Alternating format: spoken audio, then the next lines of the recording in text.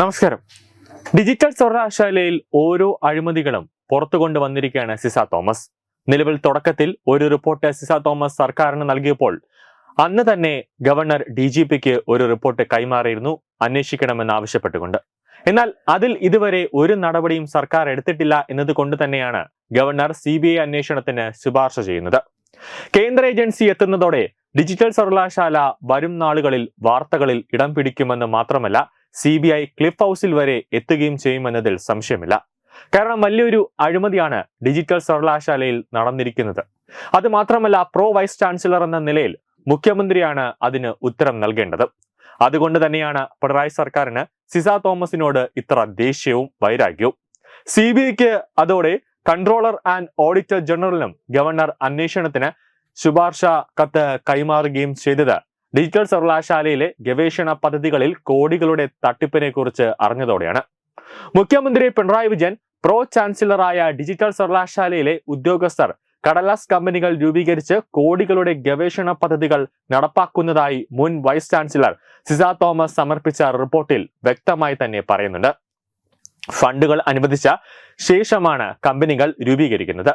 Registration അഡ്രസ്സിൽ company ഇല്ല എന്നും അന്വേഷണത്തിൽ കണ്ടെത്തുന്നുണ്ട്.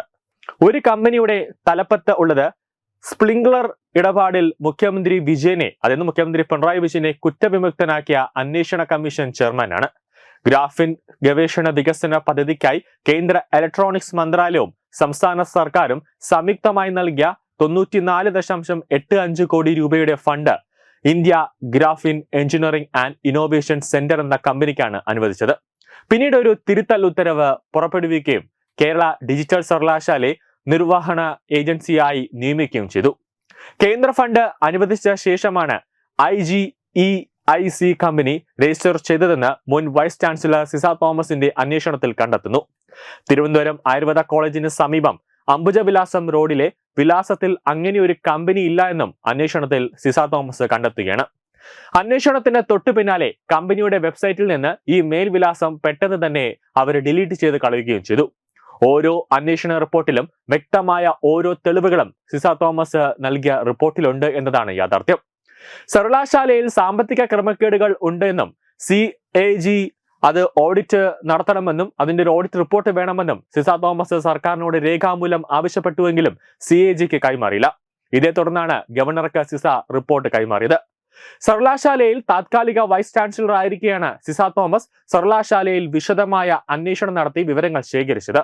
സർക്കാർ ഫണ്ടുകൾ കൈമാറിയതിൽ വ്യാപകമായ ക്രമക്കേടുകൾ സിസ തോമസ് കണ്ടെത്തിയിരുന്നു. ഒരു ഫിനാൻസ് ഓഫീസർ പോലും ഇല്ലാതെയാണ് സർവകലാശാലയിൽ കോടികൾ കൈകാര്യം ചെയ്യപ്പെടുന്നത്. ഗ്രാഫിൻ പദ്ധതി നടത്തിപ്പിനുള്ള കമ്പനി രജിസ്റ്റർ ചെയ്തതിലും അവ്യക്തതയുണ്ട്. കമ്പനിയുടെ രൂപീകരണത്തിൽ സുതാര്യമില്ലായ്മ, കമ്പനിയുടെ വിലാസത്തിലെ പൊരുത്തക്കേടുകൾ, പദ്ധതി നിർവഹണത്തിൽ വ്യക്തതയില്ലായ്മ, ഫണ്ട് വിനിയോഗത്തിലെ ക്രമക്കേടുകൾ തുടങ്ങി ഗുരുതര വിഷയങ്ങൾ വൈസ് ചാൻസലർ റിപ്പോർട്ടിൽ ചൂണ്ടിക്കാണിച്ചിട്ടുണ്ട്. ഒരു നിർണായക തീരുമാനം ഏത് സമയത്തും ഉണ്ടാകുമെന്നതാണ് യാഥാർത്ഥ്യം. അതായത് ഓണം കഴിയുന്നതോടെ ഈ CBI അന്വേഷണത്തിന് ഒരു സാധ്യത തെളിഞ്ഞാൽ അത് വരുന്ന തെരഞ്ഞെടുപ്പുകളിൽ സർക്കാരിനെ സംബന്ധിച്ചിടത്തോളം അത് വലിയൊരു തിരിച്ചടിയാകും. കൂടാതെ ഡിജിറ്റൽ സർവകലാശാലയിൽ മുഖ്യമന്ത്രി ചോദ്യത്തിന്റെ മുന്നിലേക്ക് വരും. അവിടുത്തെ അധ്യാപകർ ഉൾപ്പെടെ ചോദ്യത്തിന്റെ മുന്നിലേക്ക് വരുമെന്നതിൽ യാതൊരു സംശയവുമില്ല. ന്യൂസ് ഡെസ്ക് തത്വമൈ TV.